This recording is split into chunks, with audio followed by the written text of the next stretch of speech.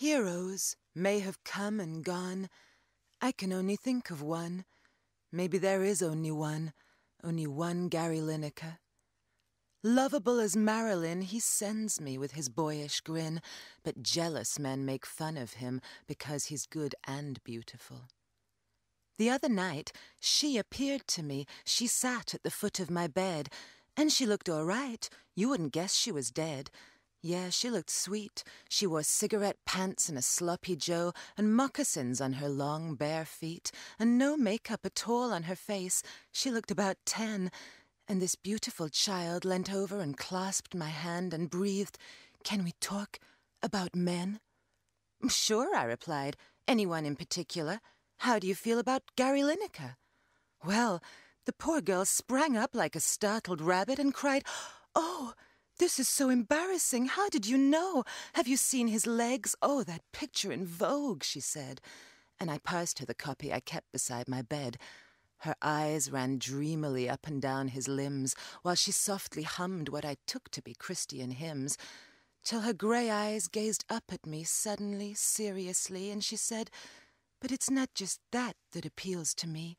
Almost the opposite, really, more the way he's so kind of sweet and pure. It isn't his face that makes me faint. It's the way he's a kind of a latter-day saint. He's the nearest thing old England's got in this benighted age to Lancelot. And he drives that Jaguar doing good like a 20th century Robin Hood." "So you fancy yourself as Maid Marilyn?" I rather crudely butted in. "Well, yeah," she smiled, "but there's Maid Michelle."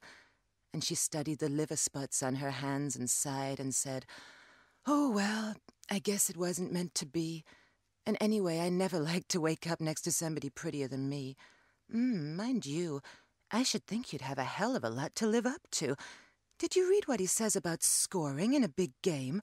How's sex going to be better than that, or even the same? When he talks about feeling this indescribable joy, I just get to thinking, what could I do for this boy? Still, I wouldn't refuse if he let me have a try." And we laughed like drains, and I said, "No, nor would I. I mean, you know, he's even got a brain. Remember when he went to Spain? He even made them love him there."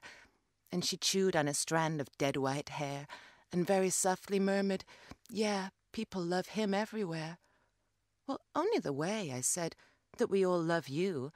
But she shook her head and she said it wasn't true, and her face looked suddenly tired and her voice was flat. "They didn't know me. They didn't love me like that." So I said, "Oh, you know they did. We still do. Come on." And I reached out my hand to her, but she was gone, that golden girl who looks down on a golden boy and envies those feelings of indescribable joy.